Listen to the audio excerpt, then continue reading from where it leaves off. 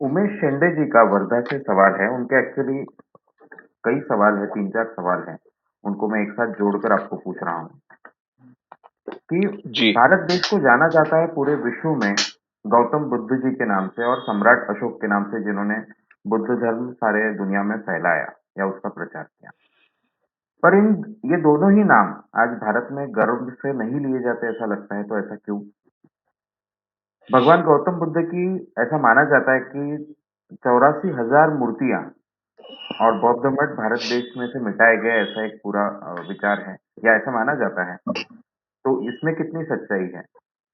और कई जो मंदिरों में मूर्तियां हैं, वो आज भले ही उसे अलग भगवान से जाना जाता है, पर शायद वो गौतम बुद्ध की ही मूर्तियां है ओरिजिनली, ऐसा भी माना जाता है। उसमें कितनी सच्चाई है? तो ये जो पूरा विषय है कि जो बुद्धिज्म का पूरा इतिहास भारत देश से मिटाया गया, उसमें कितनी सच्चाई है, ये एक प्रश्न है। दूसरा, फिर अगर ये हुआ है या नहीं हुआ है, तो इसके तरफ आज के जो बुद्धिस्ट लोग हैं, जो नवबौद्ध हैं, वो किस तरह से देखें, और जो बाकी भारतीय लोग हैं, जो बुद्धिस्ट नहीं हैं, वो इस इतिहास की तरफ किस तरह से देखें? ऐसा सवाल है उमेश शेंडे जी का वर्धा से। सीधी सी बात है कि भारत को बुद्ध के नाम से क्यों जाना जाता है। बुद्ध धर्म भारत के बाहर फैला और भारत का जितना एरिया है उससे भी बड़े एरिया में वो फैला। इसलिए दुनिया में बुद्ध धर्म का यानी नाम एक पहचान बनी है। और इसकी शुरुआत उगम भारत से हुआ है। सम्राट अशोक भी भारत के थे, बुद्ध भी नेपाल और भारत के थे। और इसलिए ये बात हम कह रहे हैं। बुद्ध के समय में जैन धर्म भी था। दोनों धर्म अहिंसा मानने वाले थे। दोनों धर्मों में काफी समानताएं थी। जैन धर्म इतना फैला नहीं, भारत के बाहर गया नहीं, इसलिए उसकी पहचान भारत के बाहर इतनी नहीं है। लेकिन दोनों धर्मों का तत्व ज्ञान अहिंसा का था, इंसानियत का था। ये इतिहास का एक हिस्सा है। बुद्ध धम्म या धर्म, ये देखिए, पहली बात तो आप बुद्ध धम्म और धर्म दो अलग अलग चीजें हैं, ये पहले समझ लीजिए। डॉक्टर बाबा साहब अंबेडकर ने जो बुद्ध धम्म कहा है, वो हमेशा हम लेकर बाकी हिंदू बौद्ध धर्म जो है उसके साथ जोड़ देते हैं। बाबा साहब ने उसको बौद्ध धम्म कहा। वो धर्म नहीं है। वो उन्होंने बहुत ही प्यूरिफाई किया है। जिस ढंग का बौद्ध धर्म कहा, वो एक रैशनल धर्म या फिर जीने का एक तरीका लोगों को बताया है। उसको धर्म कहना उचित नहीं होगा। धर्म की एक विशिष्ट व्याख्या होती है।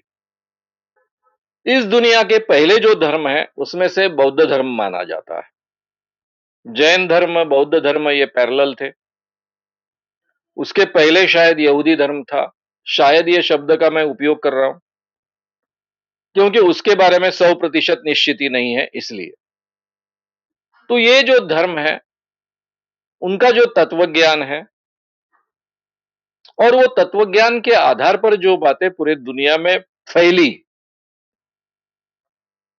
और वहां पर एस्टेब्लिश हुई, ये सब चीजें एक नहीं है।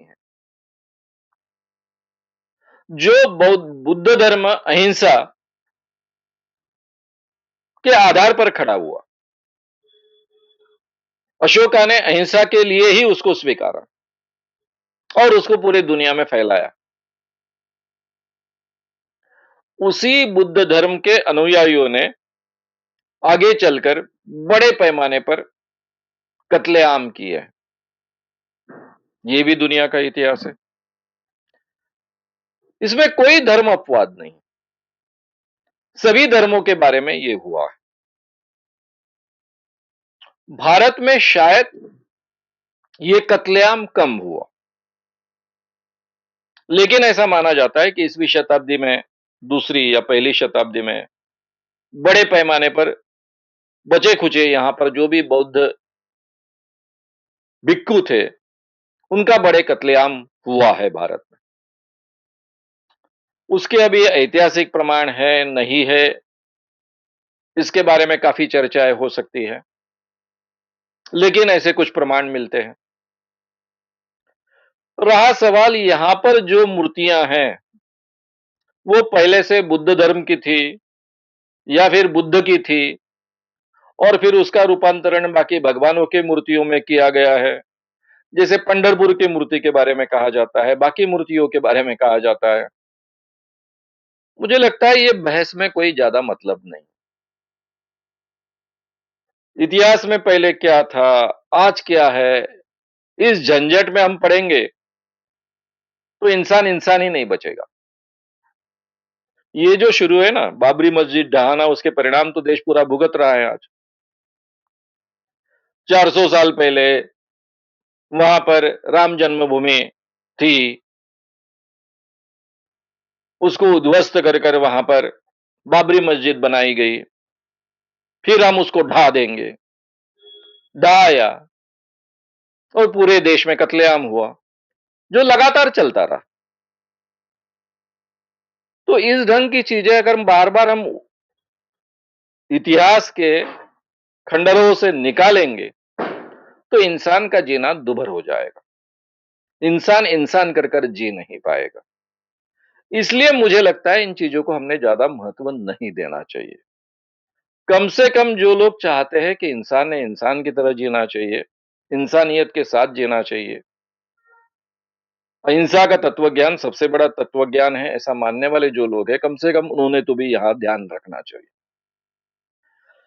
अगर ये पुरानी बातें हम दोहराते रहेंगे, तो फिर जो अपने आप को आर्य समझते हैं, वो बाहर से आए हैं।